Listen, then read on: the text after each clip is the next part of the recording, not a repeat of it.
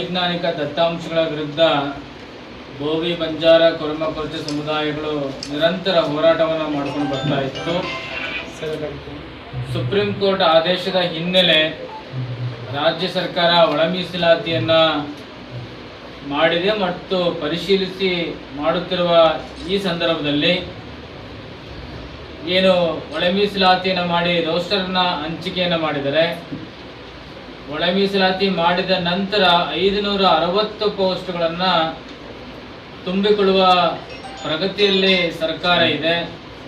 ಇದರಲ್ಲಿ ಕೇವಲ ಪ್ರವರ್ಗ 1ಕ್ಕೆ, ಪರಿಶಿಷ್ಟ ಜಾತಿಯ ಪ್ರವರ್ಗ ಎ ಮಾತ್ರಕ್ಕೆ ಕನಿಷ್ಠ 500 ಹುದ್ದೆಗಳು ಹೋಗಿರುವಂತಹದ್ದು. ಪರಿಶಿಷ್ಟ ಜಾತಿಯ ಬಿ ಮತ್ತು ಸಿಗೆ ಅತ್ಯಂತ ಅನ್ಯಾಯವಾಗಿರುವಂತಹದ್ದು.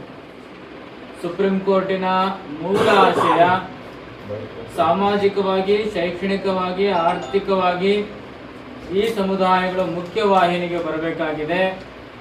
ಹಾಗೂ ಸ್ವಾತಂತ್ರ್ಯದ ನಂತರದ 75 ವರ್ಷಗಳಲ್ಲಿ ಹಿಂದುಳಿಯುವಿಕೆ ಆಧರಿಸಿ ದೇಶದಲ್ಲಿ ಸಾಮಾಜಿಕವಾಗಿ ಸಮಬಾಳು, ಸಮಪಾಲನ್ನು ನೀಡಬೇಕಾಗಿದೆ. ಸಮಪಾಲನ್ನು ನೀಡುವ ವಿಚಾರದಲ್ಲಿ ಸರ್ಕಾರ ಎಲ್ಲೋ ಒಂದು ಕಡೆ ಲೋಪದೋಷಗಳನ್ನು ಅನುಸರಿಸ್ತಾ ಇದೆ ಅನ್ನುವಂತಹದ್ದು. ಸರ್ಕಾರದ ಭಾಗವಾಗಿರುವಂತಹ ಕಾರ್ಯಾಂಗದ ಲೋಪ ಶಾಸಕಾಂಗದ ತೂಗುಕತ್ತಿ ಮೇಲೆ ಇವತ್ತು ಜನ ನೋಡ್ತಾ ಇದ್ದಾರೆ.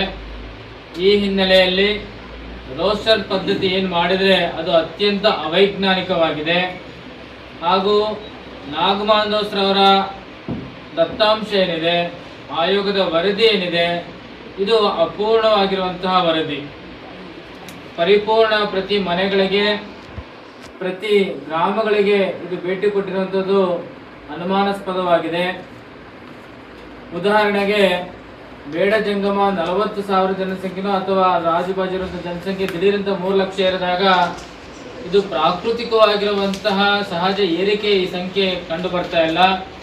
ಆ ಹಿನ್ನೆಲೆಯಲ್ಲಿ ನಾವು ಇದನ್ನು 3 ಲಕ್ಷ ಅಂತ ಗಣನೆಗೆ ತೆಗೆದುಕೊಳ್ಳದೆ ಪ್ರಾಕೃತಿಕವಾಗಿರುವಂಥ ಏರಿಕೆಯನ್ನು ತೆಗೆದುಕೊಂಡು ಅದಕ್ಕೊಂದು 20% ಹೆಚ್ಚಿಗೆ ಮಾಡಿ ಇಷ್ಟು ಜನಸಂಖ್ಯೆ ತೆಗೆದುಕೊಳ್ತೀವಿ ಅಂತೇಳಿ ಸ್ಪಷ್ಟೀಕರಿಸುತ್ತೆ. ಆದರೆ ಇದೇ ವಿಚಾರವನ್ನು ಬೋವಿ ಸಮುದಾಯದ ವಿಚಾರದಲ್ಲಿ ತೆಗೆದುಕೊಂಡಾಗ, ಬಂಜಾರ ಸಮುದಾಯದ ವಿಚಾರದಲ್ಲಿ ತೆಗೆದುಕೊಂಡಾಗ, ಅಲೆಮಾರಿ ಸಮುದಾಯಗಳ ವಿಚಾರ ತೆಗೆದುಕೊಂಡಾಗ 11,60,000 ಆಜುಬಾಜು 12 ಲಕ್ಷ ಇದ್ದಂತಹ ಜನಸಂಖ್ಯೆ 15 ವರ್ಷದಲ್ಲಿ ಕೇವಲ 10,000 ಮಾತ್ರ ಹೆಚ್ಚಾಗಿದೆ ಅಂತ ತೋರಿಸ್ತಾ ಇದೆ. ಇದು ಕೂಡ ಪ್ರಾಕೃತಿಕವಾಗಿರುವಂತಹ ಸಂಖ್ಯೆ ಏರಿಕೆ ಇಳಿದಿರೋದನ್ನ ಅವರು ಗಮನಿಸ್ಬಿಟ್ಟು ತಿಳಿಸಬೇಕಾಗಿತ್ತು. ಇದನ್ನ ಚರ್ಚಿಸದೆ ವರದಿಯನ್ನು ಕೊಟ್ಟಿರುವಂತಹದ್ದು. ಹಾಗೂ 26 ಕೋಷ್ಟಕಗಳನ್ನು ಮಾಡಿದರೆ ಸಾಮಾಜಿಕವಾಗಿ, ಶೈಕ್ಷಣಿಕವಾಗಿ, ಆರ್ಥಿಕವಾಗಿ ಅನೇಕ ವಿಚಾರಗಳಲ್ಲಿ 26 ಕೋಷ್ಟಕಗಳಲ್ಲಿ ಬೋವಿ, ಬಂಜಾರ, ಕೊರಮ, ಕೊರಚ ಹಾಗೂ ಅಲೆಮಾರಿ ಸಮುದಾಯಗಳು 19 ಕೋಷ್ಟಕಗಳಲ್ಲಿ, ನಾಗಮೋಹನ್ ದಾಸ್ 26 ಕೋಷ್ಟಕಗಳಲ್ಲಿ 19 ಕೋಷ್ಟಕಗಳಲ್ಲಿ ಹಿಂದುಳಿರುವಿಕೆಯನ್ನು ಅವರೇ ಸ್ವತಃ ತೋರಿಸಿದ್ದಾರೆ. 19 ಕೋಷ್ಟಕಗಳಲ್ಲಿ ಹಾಗಾದ್ರೆ ನಮಗಿಂತ ಮುಂದುವರೆದಿರೋದು ಯಾರೋ ಬೇರೆ ಇರಬೇಕಲ್ಲ, ನಮ್ಮ ಸಹೋದರ ಸಮುದಾಯಗಳು ಇರಬೇಕಲ್ಲ, ಅದನ್ನು ಅವರು ಚರ್ಚಿಸಬೇಕಾಗಿತ್ತು. ಹಾಗೂ ಸುಪ್ರೀಂ ಕೋರ್ಟ್ ಆದೇಶದ ಹಿನ್ನೆಲೆ ಹಿಂದುಳಿಯುವಿಕೆ ಆಧಾರದ ಮೇಲೆ ಅವರಿಗೆ ಮೊದಲನೇ ಪ್ರವರ್ಗ 1ಕ್ಕೆ ಸೇರಿಸಬೇಕಾಗಿತ್ತು. ಆದರೆ ರಾಜಕೀಯದ ಒತ್ತಡನೋ ಅಥವಾ ಯಾವುದೋ ಕಾಣದ ಕೈ ಒತ್ತಡನೋ ಅಥವಾ ಬೇರೆ ಕಾಣದ ಕೈಗಳ ಕೆಲಸಕ್ಕೋ ನಾಗಮೋಹನ್ ದಾಸ್ ಅವರು ಹಿಂದುಳಿಯುವಿಕೆ ಇರುವಂಥ ಸಮುದಾಯಕ್ಕೆ ಪ್ರವರ್ಗ 3 ಮಾಡಿರುವಂತಹದ್ದು. ಈಗ ಅನೇಕ ರೀತಿಯಾದಂತಹ ಲೋಪದೋಷಗಳು ನಾಗಮೋಹನ್ ಆಯೋಗದ ವರದಿಯಲ್ಲಿ ಇದ್ದಾಗಿಯೂ ಕೂಡ ಸರ್ಕಾರ ತರಾತುರಿಯಲ್ಲಿ 665 ಮಾಡಿರುವಂತಹದ್ದು. ಇಲ್ಲೂ ಕೂಡ ಜನಸಂಖ್ಯೆ ಆಧಾರವಾಗಿ, ಹಿಂದುಳಿಯುವಿಕೆ ಆಧಾರವಾಗಿ ಈ ಸಮುದಾಯಗಳಿಗೆ ಸರಿಯಾಗಿರುವಂತಹ ಪರ್ಸೆಂಟೇಜನ್ನು, ಮೀಸಲದ ಪ್ರಮಾಣವನ್ನು ನೀಡಿಲ್ಲ. ಈಗೇನು ಬರುವಂತಹ ದಿನಾಂಕ 27ನೇ ತಾರೀಕು ಸಚಿವ ಸಂಪುಟದ ವಿಶೇಷ ಸಭೆ ಒಳ ಮೀಸಲಾತಿಗೆ ವಿಚಾರವಾಗಿ ಇಟ್ಕೊಂಡಿದ್ರೆ ಇದನ್ನ ಅವರು ಕುಲಂಕುಷವಾಗಿ ತಜ್ಞರ ಸಮಿತಿಯನ್ನ ರಚಿಸಿಕೊಂಡು 101 ಸಮುದಾಯ ಪರಿಶಿಷ್ಟ ಜಾತಿಯಲ್ಲಿ ಬರ್ತವೆ, 101 ಸಮುದಾಯಗಳ ಅಹವಾಲುಗಳನ್ನು ಸ್ವೀಕಾರವನ್ನ ಮಾಡಿ ಹಿಂದುಳಿಕೆನ ಸರಿಯಾಗಿರುವ ದತ್ತಾಂಶವನ್ನು ಸಂಗ್ರಹಿಸುವ ಹಿನ್ನೆಲೆಯಲ್ಲಿ ಸಮಿತಿಯನ್ನು ಮಾಡಿ, ಆಯೋಗವನ್ನು ಮಾಡಿ, ತದನಂತರ ಇವರಿಗೆ ಸಾಮಾಜಿಕ ನ್ಯಾಯವನ್ನ ಸುಪ್ರೀಂ ಕೋರ್ಟ್ ಆದೇಶದ ಹಿನ್ನೆಲೆಯಲ್ಲಿ ನ್ಯಾಯಯುತವಾಗಿ ಕೊಡಬೇಕನ್ನುವಂಥದ್ದು ನಮ್ಮ ಆಗ್ರಹ ಆಗಿದೆ. ಹಾಗಾಗಿ ಈಗಾಗಿರುವಂತಹ ಅನ್ಯಾಯವನ್ನು ಖಂಡಿಸುತ್ತಾ ಸರ್ಕಾರಕ್ಕೆ ಎಚ್ಚರಿಸುವ ಹಿನ್ನೆಲೆಯಲ್ಲಿ 27ರ ಪೂರ್ವದಲ್ಲಿ ಮಾರ್ಚ್ 24ನೇ ತಾರೀಕು ಮಂಗಳವಾರದಂದು ಬೆಂಗಳೂರು ಚಲೋ ಕರೆ ಕೊಟ್ಟು ಬೃಹತ್ ಪ್ರತಿಭಟನೆಯನ್ನು ಹಮ್ಮಿಕೊಂಡಿದ್ದೇವೆ. ಈ ಅನ್ಯಾಯಕ್ಕೊಳಪಟ್ಟಂತಹ ಬೋವಿ, ಬಂಜಾರ, ಕೊರಮ, ಕೊರಚ, ಸೂಕ್ಷ್ಮ ಜಾತಿಗಳು, ಅಲೆಮಾರಿ ಸಮುದಾಯಗಳು ಲಕ್ಷಾಂತರ ಸಂಖ್ಯೆಯಲ್ಲಿ ಪಾಲ್ಗೊಂಡು ಆ ಪ್ರತಿಭಟನೆ ಯಶಸ್ವಿ ಮಾಡಿ ಸರ್ಕಾರಕ್ಕೆ ಎಚ್ಚರಿಸಬೇಕಂತೇಳಿ ತಮ್ಮ ಮಾಧ್ಯಮದ ಮೂಲಕ ನಾವು ಕೋರ್ತಾ ಇದ್ದೇವೆ. ಸಭೆಯನ್ನು ಕರೆದಿದ್ದಾರೆ. ಕಾರಣ ಏನು ಅಂತ ಹೇಳಿದ್ರೆ, ಆ ಸಂಪುಟ ಸಭೆಯಲ್ಲಿ ಒಳ ಮೀಸಲಾತಿ ವರ್ಗೀಕರಣವನ್ನು ಜಾರಿಗೊಳಿಸ್ತೀವಿ ಅನ್ನುವಂಥ ಒಂದು ಆತಂಕವನ್ನು ಸೃಷ್ಟಿ ಮಾಡಿದ್ದಾರೆ. ಇವತ್ತು ಬಂಜಾರ, ಬೋವಿ, ಕೊರಚ, ಕೊರಮ, ಅಲೆಮಾರಿ ಸಮುದಾಯಗಳು, ನಾವೇನು 59 ಜಾತಿ ಸಮುದಾಯಗಳೇನಿದ್ದೇವೆ, ನಮಗೆಲ್ಲರಿಗೂ ಕೂಡ ಅನ್ಯಾಯ ಮಾಡುವ ರೀತಿಯಲ್ಲಿ ಆ ಮೀಸಲಾತಿ ವರ್ಗೀಕರಣದಲ್ಲಿದೆ. ಇವತ್ತು 101 ಜಾತಿ ಸಮುದಾಯಗಳು, ಪರಿಶಿಷ್ಟ ಜಾತಿಯಲ್ಲಿ 101 ಜಾತಿ ಸಮುದಾಯಗಳು, ಪರಿಶಿಷ್ಟ ವರ್ಗದಲ್ಲಿ 52, 153 ಜಾತಿ ಸಮುದಾಯಗಳು ಈ ರಾಜ್ಯದಲ್ಲಿ ಯಾವತ್ತೂ ಕೂಡ ಇವರು ಒಗ್ಗಟ್ಟಾಗಿರಬಾರ್ದು, ಇವರು ಒಂದಾಗಿರಬಾರ್ದು. ಈ ಮೀಸಲಾತಿಯ ಕಿಚ್ಚಿನಿಂದ ಇವರು ಎಲ್ಲರೂ ಕೂಡ ಮನಸ್ತಾಪಗಳನ್ನು ಉಂಟು ಮಾಡಿ ಇವತ್ತು ರಾಜ್ಯದಲ್ಲಿ ಇವರು ಯಾರು ಕೂಡ ಒಗ್ಗಟ್ಟಾಗಿರಬಾರ್ದು ಅನ್ನೋಂಥ ಒಂದು ಷಡ್ಯಂತ್ರ ಇದು. ಇವತ್ತು 27ನೇ ಸಚಿವ ಸಂಪುಟದಲ್ಲಿ ಯಾವುದೋ ಒಂದೇ ಒಂದು ಸಮುದಾಯದ ಒತ್ತಡಕ್ಕೆ ಮಣಿದು ಇವತ್ತು ಮೀಸಲಾತಿಯನ್ನು ನಾವು ಜಾರಿಗೊಳಿಸ್ತೀವಿ ಅನ್ನೋಂಥ ಮಾತನ್ನು ಹೇಳ್ತಾ ಇದ್ದಾರೆ.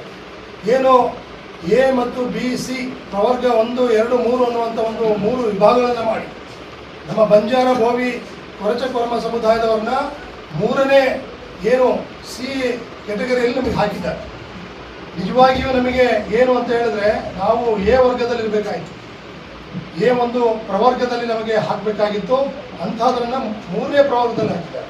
ಆ 3ನೇ ಪ್ರವರ್ಗದಲ್ಲಿ ಹಾಕಿರೋದು ಇವತ್ತು ಏನು ಉದ್ಯೋಗವನ್ನು ಏನು ಅನೌನ್ಸ್ಮೆಂಟ್ ಮಾಡ್ತಾರೆ ಸರ್ಕಾರ ಗೆಜೆಟ್ನಲ್ಲಿ, ಆ ಒಂದು ಉದ್ಯೋಗದಲ್ಲಿ ನಮ್ಗೆ ಯಾರಿಗೂ ಕೂಡ ಉದ್ಯೋಗ ಸಿಗೋದಿಲ್ಲ. ಎ ಮತ್ತು ಬಿಗೆ ಸಿಗುತ್ತೆ, ಎ ವರ್ಗದವರಿಗೂ ಮತ್ತು ಬಿ ವರ್ಗದವರಿಗೆ ಸಿಗುತ್ತೆ. 3ನೇ ವರ್ಗದಲ್ಲಿರ್ತಕ್ಕಂಥ ನಮ್ಮ ಬಂಜಾರ, ಬೋವಿ, ಕೊರಚ, ಕೊರಮ ಸಮುದಾಯದವರಿಗೆ ಯಾವುದೇ ಕಾರಣಕ್ಕೂ ಉದ್ಯೋಗ ಸಿಗೋದಿಲ್ಲ.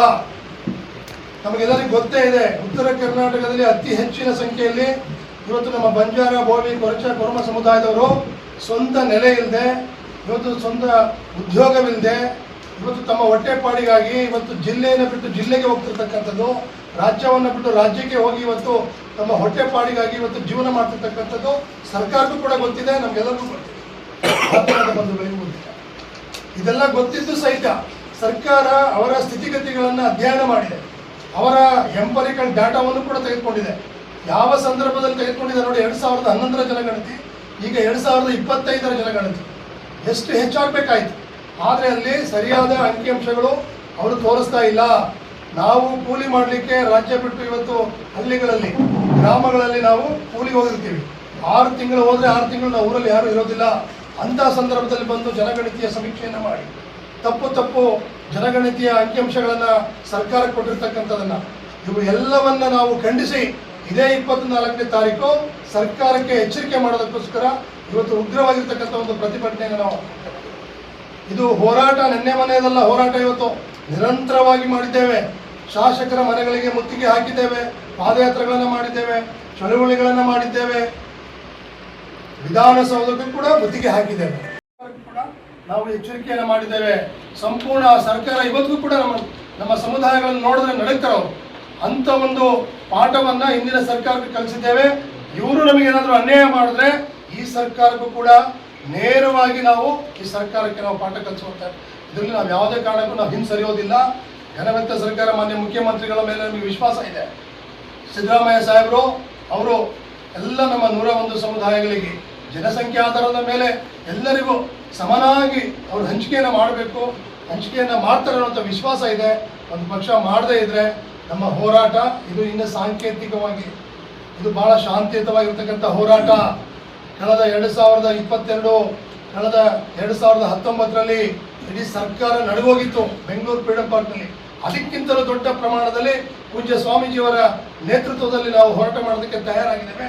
ನಮ್ಮ ರಾಯಚೂರು ಜಿಲ್ಲೆಯಿಂದ ನಮ್ಮ ಎಲ್ಲ ಸಮಾಜದ ಮುಖಂಡರೆಲ್ಲ ಬಂದಿದ್ದಾರೆ. ನಮ್ಮ ಬಂಜಾರ, ಬೋವಿ ಸಮಾಜದವರು, ನಮ್ಮ ಮುಖಂಡರುಗಳು ಎಲ್ಲರೂ ಇದ್ದಾರೆ. ಎಲ್ಲರೂ ನಾನು ಹೆಸರು ಹೇಳಲಿಕ್ಕೆ ಹೋಗೋದಿಲ್ಲ. ದಯಮಾಡಿ ನಮ್ಮ ಈ ಜಿಲ್ಲೆಯಿಂದ 50,000ಕ್ಕೂ ಹೆಚ್ಚು ನಮ್ಮ ಸಮಾಜದ ಬಾಂಧವರು, ಸಹೋದರ ಸಮಾಜದ ಬಾಂಧವರು ತಾವೆಲ್ಲ ಬರಬೇಕು. ಯಾಕೆ ಅಂತ ಹೇಳಿದ್ರೆ ಇವತ್ತು ಬಂಜಾರ, ಬೋವಿ ಸಮಾಜವನ್ನು ಹೆಚ್ಚಾಗಿ ಗುರಿ ಮಾಡಿದ್ದಾರೆ. ಇವರು ರಾಜಕೀಯದಲ್ಲಿ ನಮಗೆ ಅಡ್ಡಿ ಬರ್ತಾರೆ, ಇವರು ನಮ್ಮ ಉದ್ಯೋಗದಲ್ಲಿ ನಮಗೆ ಅಡ್ಡಿ ಬರ್ತಾರೆ ಅಂತ ಹೇಳಿ ಅವರಿಗೆ ಜಲಸಿಯಿಂದ ಇವತ್ತು ಏನೆಲ್ಲ